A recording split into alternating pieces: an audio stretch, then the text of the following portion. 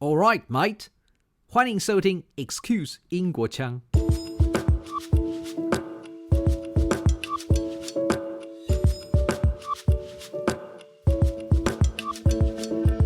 A man can do, and when I say man, of course, a man, woman, whatever your identity, a man can do only what a man can do, right? We are human. We are constrained by what we can do. So a man can do only what a man can do. But if he does it, he can sleep at night and he can do it again the next day. If you do that and you do it every day, the little bit that you can do as a human being, then the world will indeed be a better place.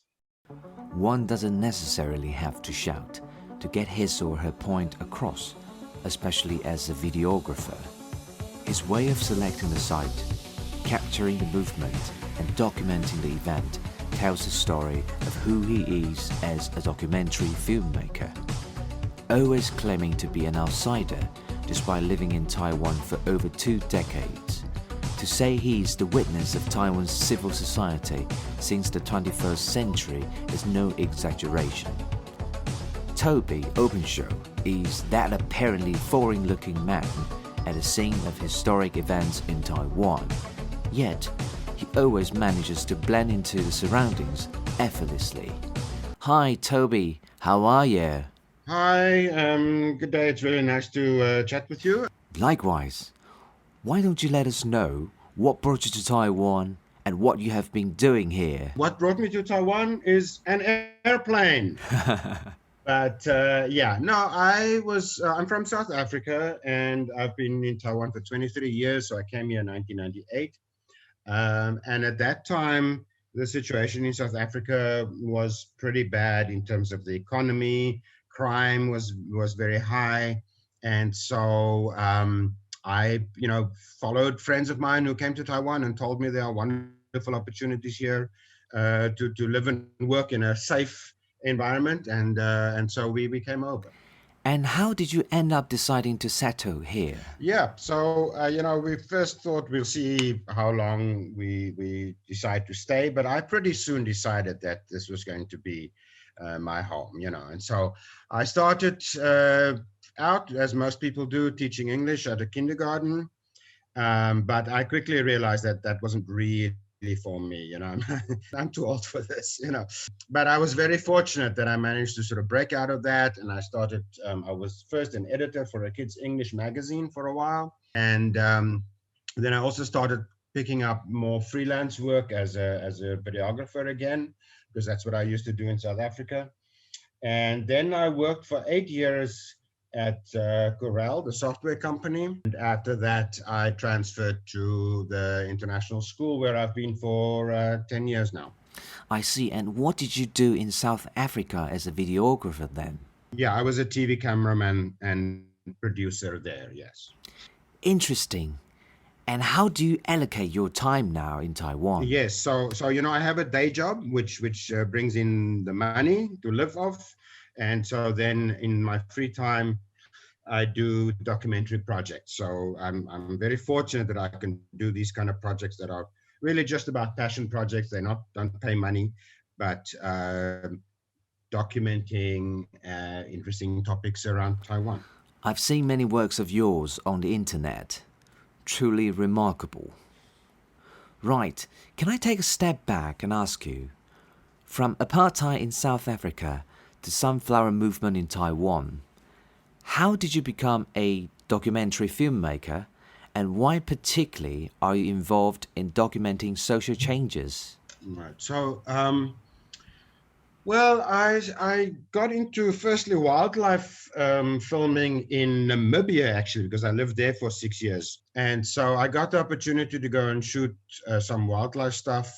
And just more and more becoming interested in not just the animals, but also the people in the region. And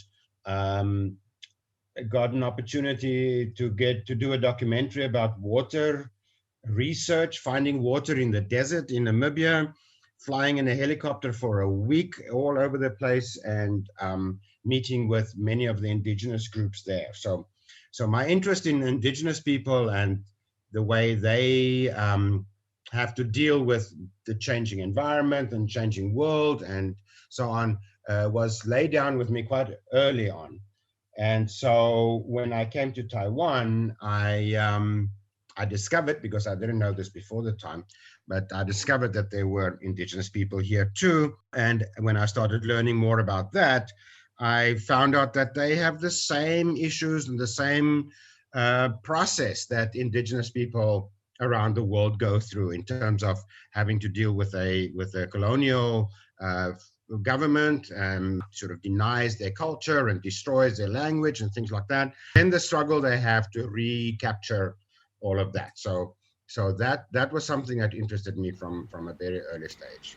It is an organic continuation, really, of what you did, and you remain passionate about it today. Any snap moments in action, when you look back now, struck you the most? Well, in Taiwan, I think the talking about indigenous stuff, I got into the festival of the Saisha people called the Basta'ai, which is it's not really a festival, it's a ritual, and it's a very solemn and a very important part of their culture.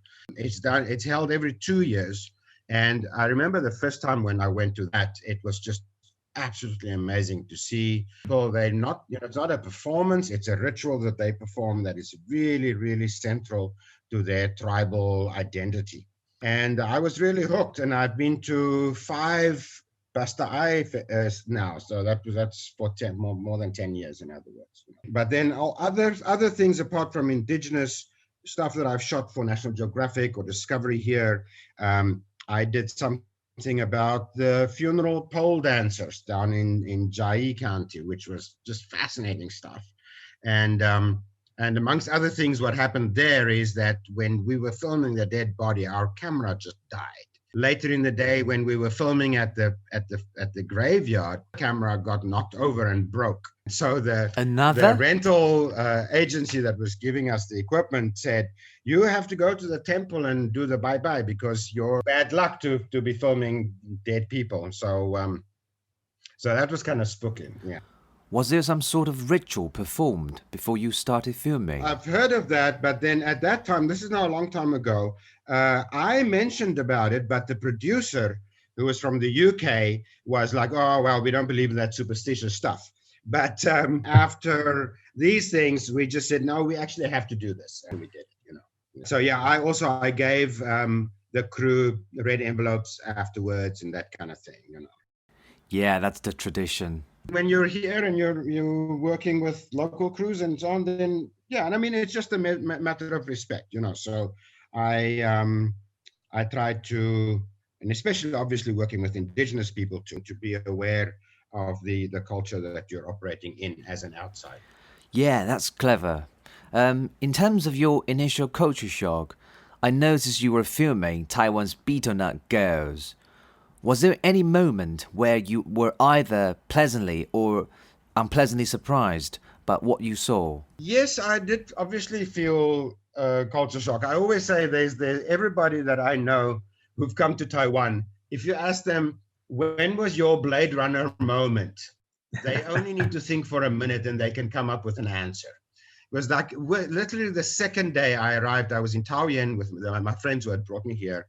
And we were standing there in the middle of the center of the city, and there was just a crowd of people, and there were all these neon signs flickering, and there was a big screen with somebody's face on it going on, and there were these little trucks, blue trucks driving tofu or whatever it was, going wah, wee, wah, wah, and it's just noisy, and there's this gentle rain, and I stood there and I said, "I'm in Blade Runner." So and as I say, everybody I know who came here will recount their Blade Runner moment. After a while, I just started figuring out, okay, well, this is how they do this is how they do that. And I really liked the fact that people were friendly, where people cared for the society, people, made space for each other. So it was not, in that sense, it was not a difficult transition for me. What was difficult was the language. And so, especially for the first few years, getting things done like a car registration or getting a phone installed in the house or whatever, all of those things were often huge frustrations.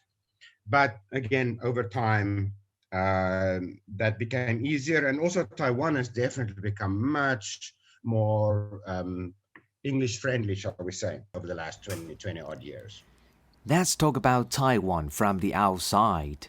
You've also contributed to the international media outlets such as France 24, the BBC, Discovery, National Geographic, and the likes.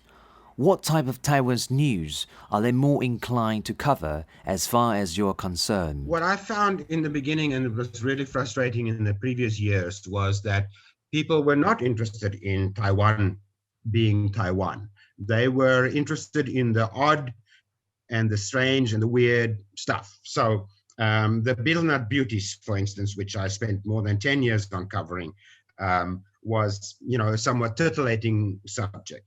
Then they were interested in things like, I mentioned, the funeral pole dancers, or how they make stinky tofu, things like that. So even with the sunflowers, it was very hard to convince people that the story here was not about police violence. They all just said to me, we want shots of police violence. If you have shots of police violence or clashes, that's what we'll buy.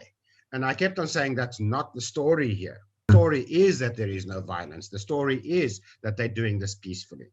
The same with typhoons. I sometimes cover the more serious typhoons for the Weather Channel in the US. They just want to have this shots of destruction and wind and water. And I say, no, let's do something about the recovery, because, in about 6 years ago now was Typhoon Sodalor, which completely trashed Ulai, the indigenous village outside of Taipei.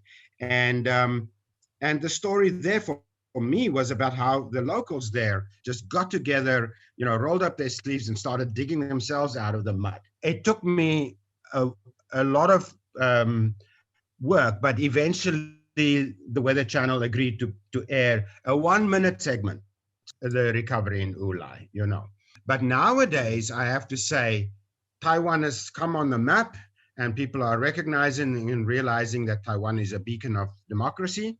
A few years ago, I did a thing for ABC TV in Australia, where it was broadcast, which was about the anti-Hong Kong protests, or the pro-Hong Kong protests. They came here and we shot something, and they actually broadcast it on the CCP birthday. This thing about democracy in Taiwan. We talked about protesters, we talked to activists, we talked to people who've been in Taiwan a long time, blah, blah, blah. So more and more people are recognizing now that Taiwan is a story worthy in itself.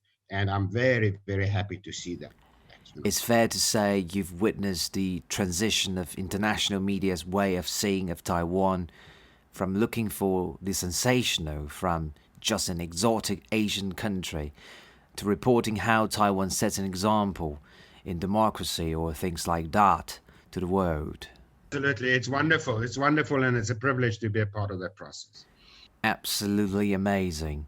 From 1998 till today, that's 23 years, and your endeavor continues. Yeah, Chen Shui-bian had just become president when I came here.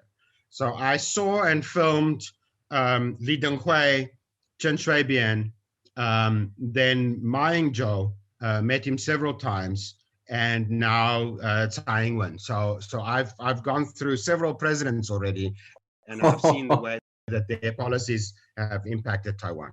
You spoke of Ma Ying-jeou, and once you filmed his interview with The Economist in a heat of sunflower movement. To the best of your recollection, could you bring us back to that scene, that tense atmosphere? Oh, absolutely. It was really quite amazing. So the students had just occupied the legislative yuan, and they'd been there for 2 or 3 days. And slowly people began to realize they're not just going to go away, right? The Economist had set up this interview with the president a long time before already, before the sunflower. So it was going to be a softball interview just about economic policy, blah, blah, blah. And so before we went in, we were talking about, how much are we going to talk about this new development and everything? How much are we going to stick to the script? Because the president's office demands the questions in advance, So we were ushered into the room. His staff and his translator were there, and he came in and he sat down, and he was incredibly stiff. You could see he was really, really, really uncomfortable. The atmosphere in the entire presidential palace was very, very tense. You could tell things were not going well, and Maingjo was not having a good time. He answered our questions sort of very woodenly, and then when they steered the conversation to the occupation, all he said was, we hope that the students can choose a legal means of lodging their protest, sort of thing. But that was really all he had to say. He could not come up with anything more than that. So it was really a fascinating time to see the sort of inner workings of a presidential office in crisis. As a man behind the camera, especially being part of this historic event, did you feel particularly touched by this student movement? Oh, absolutely. People sometimes ask me about being impartial and so on. And as a documentary filmmaker, I try to show both sides of a story. And if there are, there's always two sides of a story and things I really believe in, sort of the gray areas in life. But of course, my personal support is with democracy, with freedom of speech, with women's rights, with LGBT rights, with Indigenous rights. And so the kind of material that I'm attracted to will be promoting those things. And so, but in terms of the sunflowers, I'd covered protests in South Africa, and South Africa in the 80s was absolutely riven with riots, burning down of buildings, vehicles, people getting killed. Really, really terrible time. And so in Taiwan, at first, when I heard that there was this demonstration going on, I expected that it was going to turn violent soon. But I went there and I saw this huge crowd of people just peacefully sitting in the street and supporting the students that were inside.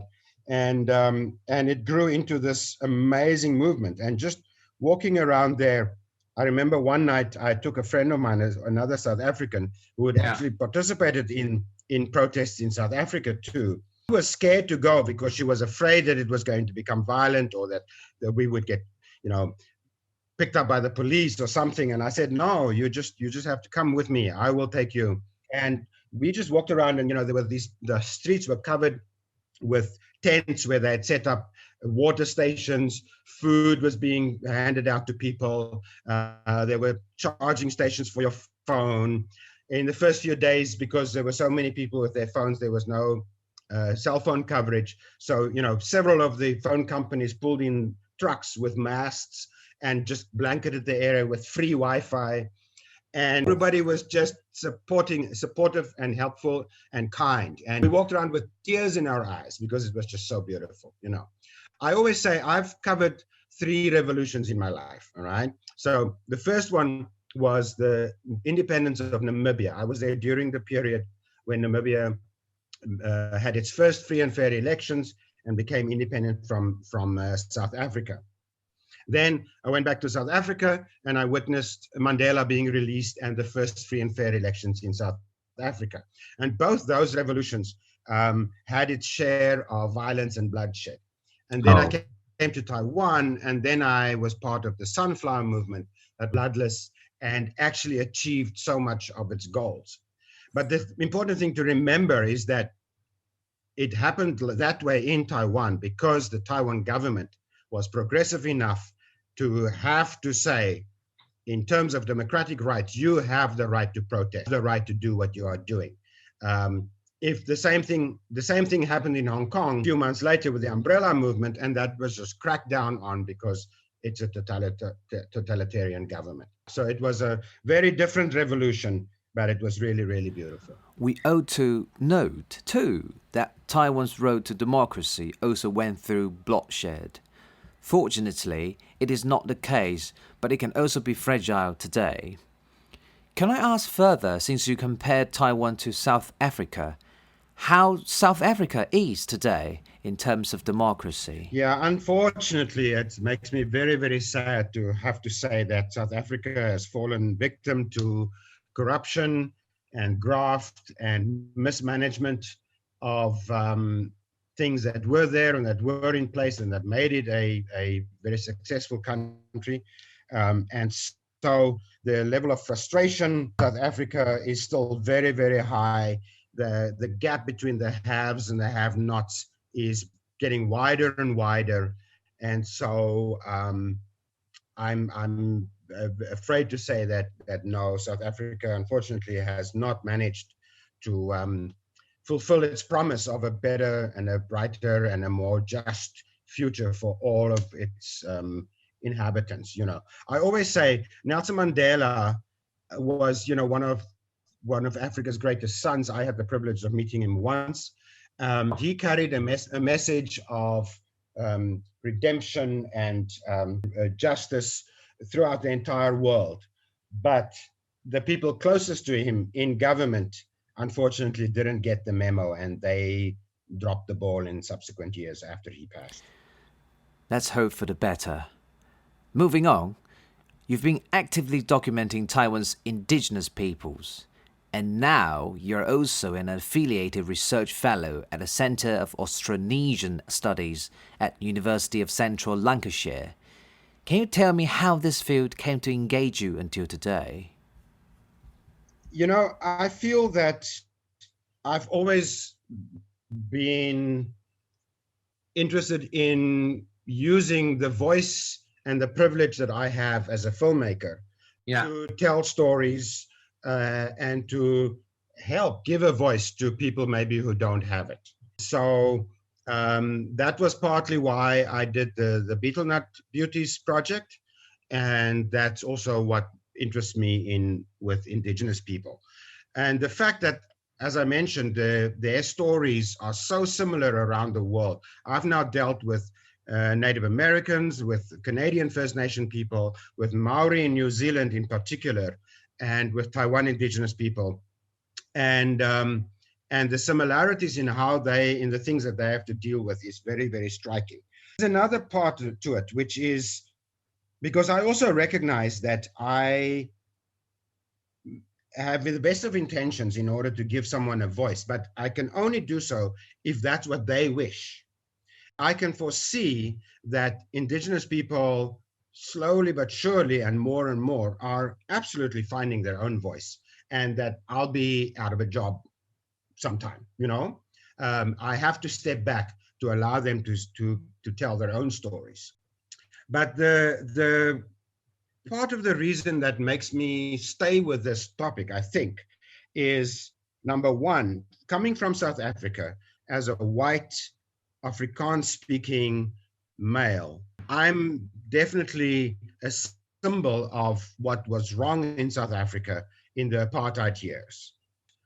Because there is so much baggage on my culture in the past, something that I wish to get rid of, that I don't want to be a part of, that I don't want to take on.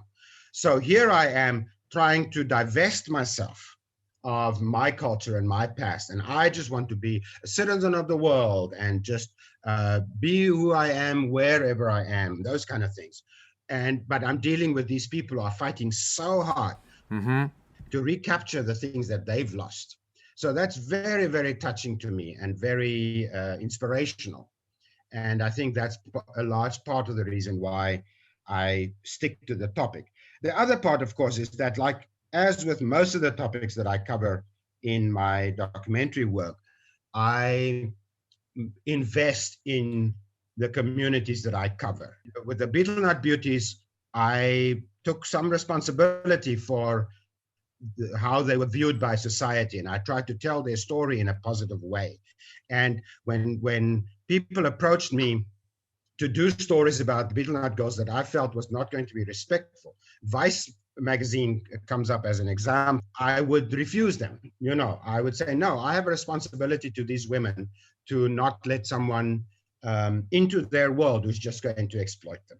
And so the same with Indigenous people. I'm connected with the communities. I take stuff up there in my four-wheel drive when there's a big typhoon and they don't have resources. And I've made friends that I communicate with and that I hang out with, we talk to, and so on. So I'm committed to those communities, and that's why I stay with the story. Many of my projects take 4, 5, 6, 10 years to work on. I can feel that you have a sense of belonging and togetherness that can be traced back to your upbringing. However, I want to point out that you mentioned about belonging, and actually that's an interesting topic to explore as well, because I'm always keenly aware that I am an outsider, even though people are very friendly and accepting and everything. Because of language and because of the color of my skin, I will always be an outsider. But in some ways, I relish that and I work with it and I acknowledge it, because as an outsider, I have a perspective on things that people who are in something maybe doesn't have it.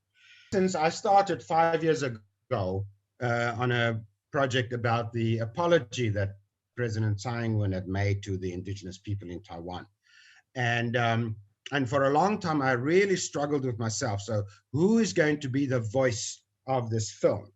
Because I felt initially that it shouldn't be my voice because I'm the outsider. But everybody that I had in mind for being the narrator, being the guide through the film, I discovered all of those people have their own agendas and have their own factions of people that support them and people who don't support them. So, I would say to people, well, I'm talking to so-and-so in the indigenous community. And then people say, oh, don't talk to her. She's only in it for her own blah, blah, blah. And whereas I know she's not. But the point is that it becomes very difficult to get a really objective voice. And in the end, I actually came back to, it should be my voice that says, this is what I saw. This is what this person says. This is what that person says, without any sort of editorializing on my part. Also, like when I'm working with the Bidnut beauties, I take a translator with me, a female Taiwanese. So she sits and chats with the girls, and they yakety yak about nails and clothes and what have you. And I can be just a fly on the wall and get on with the technical stuff, because it's very hard to interview and run a camera at the same time, because it distracts engagement with your subject, So for me, my outsider status has actually benefited me to get the story. Do you occasionally feel local? Because, come on, 23 years is long enough to be one. Well, I often, when I take people around to go and see places and things in Taiwan, even local people say, wow, I never knew this place existed. Never had this experience before. You're more Taiwanese than I am. So I get that a lot. And that's flattering, but it's only on the surface. So yes, I do feel that I understand a lot about Taiwan. I also know very well that when anybody says, I know Taiwan very well in and out, they are fooling themselves, because Taiwan, and that is why I'm so interested in, that's why I love it here, is because there's so many layers of different people. Even still today, the attitude of people who are descended from Waishengren, who came here in the 50s, and those who were Taiwanese before that time, and the way they conduct themselves, the way they talk about Taiwan, language they speak, those are all different. And so I find that richness in Taiwan absolutely fascinating. Indeed, variety is the spice of life. And to be honest, it's quite hard now to define who Taiwanese really is, because, we could be all hybrids, don't you think? Well, the indigenous Taiwanese have the most claim to being real Taiwanese. Geographically, perhaps? Well, that's interesting when you say geographically, because theoretically we should say culturally that they are the true Taiwanese, and anything that came after is a colonial construct. So there are many people who will not like that and won't agree with it, but I think there's an argument to be made. because again, remember, the history is written by the victors, right? Taiwan history is written by Han colonizers. So that's why people believe that Taiwan culture is temples and zhongzi and big naija and those kind of things. Yeah. And it's fine. You know, you've earned the right to have those cultural items too. As I always say, when we talk about South Africa, there are many people in South Africa who look at my white face and say, you don't belong here. But I can say my earliest ancestor that I tracked down in the South African archives was a William Openshaw who was there in 1736. So does 300 years of history not give me some right to claim South Africa as my own, as my home? You know, I believe it does. And so these questions, and they're always just questions with no answers, are to be asked everywhere in the world, whether it's in America, in Canada, New Zealand, Australia, everywhere. The one place where I feel I belong more than most is in the UK. How come? Well, because I don't feel that I or my pale brothers have so directly taken anybody's land away from them. But the whole issue about land and who owns what and what is just and what is unjust. So it's a debate that can go on and on, because borders are drawn by warfare. The entire Europe is drawn by warfare. So, the Czech Republic that was Czechoslovakia before, and, the whole of the Second World War just redrew all the maps. So are we now to say that we have to go back and give all that land back to the previous owners? Then if we say that, how far back do we go? Do we have to go find Anglo-Saxon and Norse ancestors in order to give that land back? No, the Norsemen came in and took it, so never ending. It's never ending. In South Africa, there are several cases where in the 1960s, the South African apartheid government instituted what they call the Group Areas Act, and they forcibly removed Black and colored people from certain areas and said, you can no longer live here. You have to leave your house and leave. So that is clearly unjust. That is clearly something for which restitution needs to be made. Yeah. But as I say, how far back do you have to go? And let's not even get started on Israel and Palestine, because it's the same kind. Exactly. And that as well is a hugely controversial topic on a global stage. Right. Shall we zoom out a bit and take a look at Taiwan now? For you, having been feeling the pulse of this island, and as time flies, what would you describe today's cultural landscape and society of Taiwan? So that's an interesting question. So I think that, again, I'd like to start with at the sunflower movement, because I really feel sunflowers had a huge effect on the Taiwan political landscape and the social landscape. The fact that the group of young people who had formerly been called, strawberries who are easily crushed, stood up and made themselves heard and achieved goals was huge. And the progress and the progressive values that have taken hold in Taiwan, including marriage equality, are all spin-offs, are all a result of what happened in the sunflower. Now, with the huge success that Taiwan has had with COVID, despite the last few weeks, the lapse progress are being made there. But the way that Taiwan dealt with this, number one. Number two, the rest of the world beginning to realize that China's bullying is not cool and that Taiwan deserves to not be bullied, I think has a future possibilities for Taiwan that are really amazing. I think, as I mentioned, even just fairly recently, the international media began to recognize Taiwan for what it is, a small, plucky, very progressive, democratic country that is doing its very best to advance in the world. They recognize that, and I think they begin to support it.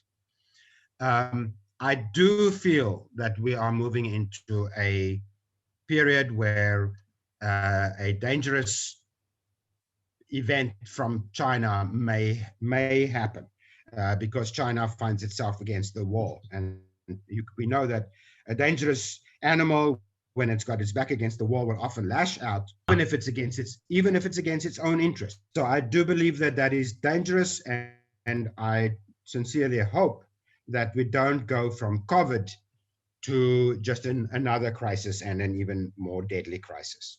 But if the world can keep that at bay and Taiwan can keep that at bay, I foresee great things. However, again, my experience in Taiwan, in South Africa, and in Namibia shows that the world goes in cycles. In South Africa, going back to the British occupation after the Dutch came to South Africa, British occupied, forced everybody to learn English, and there was a revolt because of that. Because of that war, and then there was the Boer War. And because of that war, the Afrikaans-speaking people said, we shall never be downtrodden like this again. And they started forcing everybody to learn Afrikaans. In 1976, the black people in South Africa, the young people started rioting because they were forced to learn Afrikaans, and they said, we shall never be downtrodden like this again. Then they became the new government, and now they're pushing and shoving their policies down again. So it's just a cycle. So the same here, we have the cycle between the KMT and the DPP governments, and that pendulum is probably going to swing again. We just hope that the KMT government, the next government, which will probably KMT, as I'm saying, will recognize that they cannot squander the goodwill that Taiwan has built up over these last several years. Knowing human nature, I'm not 100% convinced that that will be the case, but we can hope. Yeah, the point perhaps is we don't know where we are situated in a cycle. And it's doubly hard to foresee the future through a pandemic we are all in, don't you think? Yeah, no, it is really, really very hard. I have faith in the Taiwanese people, belief in being good and kind to each other. That's really the bottom line for me about Taiwan. And so I'm hoping that can prevail. That will help Taiwan to continue on this positive path. I rather like it when you once described yourself as the voice for the voiceless by doing some of the most incredible works. On a personal level, now we're talking about your hobbies. In 1981, you earned a private pilot's license, and I see that you're especially fond of Spitfire, the British fighter during the Second World War. Were you still flying before COVID? And what do you do now at leisure? So no, I'm afraid I've not. My flying license has lapsed a long time ago. Taiwan does not have a whole lot of private aviation. When I came here, there was none. Now there are a couple of guys down south in Pingtung County who fly there, and they've got a very limited general flying area. So it's literally just a box that you could sort of like buzz around in. So they really want me to come there and to buy a share in one of their aircraft and fly.